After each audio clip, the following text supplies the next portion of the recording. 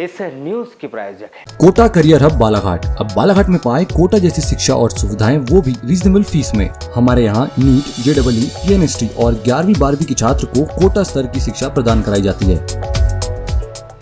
लालबरा जन्म पंचायत के उपाध्यक्ष किशोर पालीवाल के द्वारा गत दिवस जन्म पंचायत के सभा कक्ष में आयोजित पंचायत सचिव, रोजगार सहायक, पटवारी व राजस्व विभाग के कर्मचारियों की बैठक संपन्न होने के बाद तहसीलदार, राजस्व निरीक्षक व पटवारियों के साथ अभद्र व्यवहार किया गया था, जिससे राजस्व विभाग के अधिकारी कर्मचारियों में आक्रोश भी व्याप्त है और थाना प्रभारी व कलेक्टर को इसका ज्ञापन भी सौंपकर जनपद उपाध्यक्ष पर कार्रवाई करने की मांग भी की गई थी। इसी मामले को लेकर जनपद उपाध्यक्ष किशोर पालीवाल के द्वारा जनपद सदस्यों की उपस्थिति में 28 जुलाई को स्थानीय विश्राम गृह में एक प्रेस वार्ता आयोजित कर गत दिवस पंचायत कार्यालय में पटवारी, राजस्व निरीक्षक व तहसीलदार के साथ किए गए दुर्व्यवहार पर उन्होंने खेद व्यक्त किया।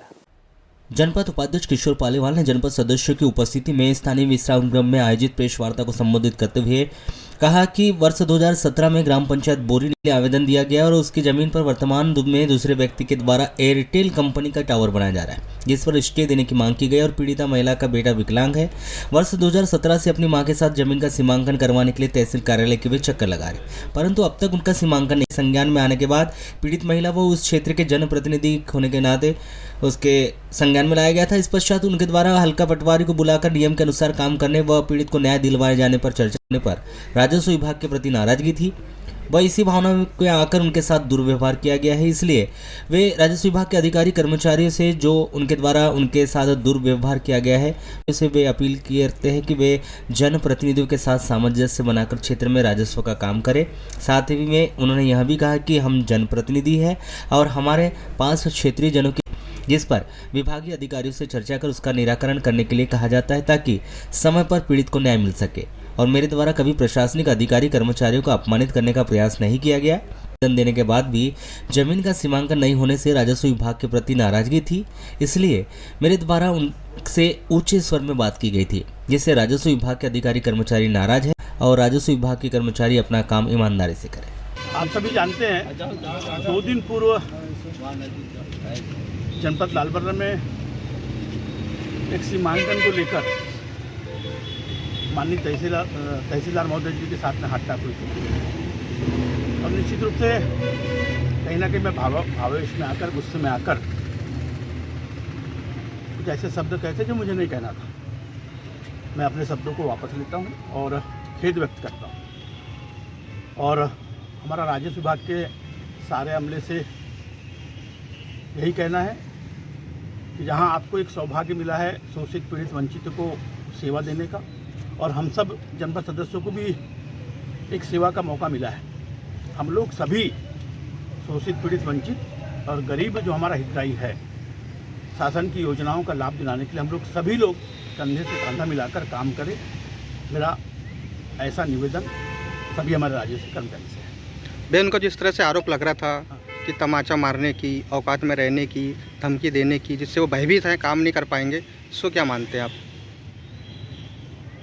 देखिए, भावावेश में आके, गुस्से में आके कहना और उस काम को अंजाम देने में अंतर है। और जहाँ तक मेरा अपना एक वो है, मैंने हमेशा सभी का मार्गदर्शन किया जहाँ मुझे ऐसा लगा कि यहाँ एक चीज़ होनी चाहिए। मैंने कर्मचारी को, अधिकारी को हमेशा कहा है कि यहाँ आप ऐसा नहीं, ऐसा करें। अभी शुक्रवार की घटना है। जनपद में इसी सब्जेक्ट को लेकर तहसीलदार महोदय, SDM महोदय और सचिव और पटवारियों के बीच में बैठक रखी गई थी।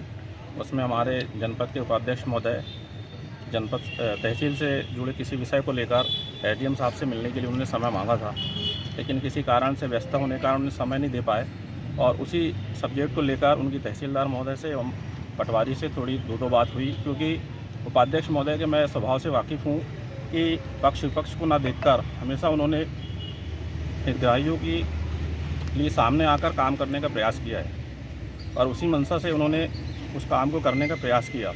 लेकिन तहसीलदार महोदय के द्वारा उस विषय को काफ़ी लंबे समय से टाला जा रहा था।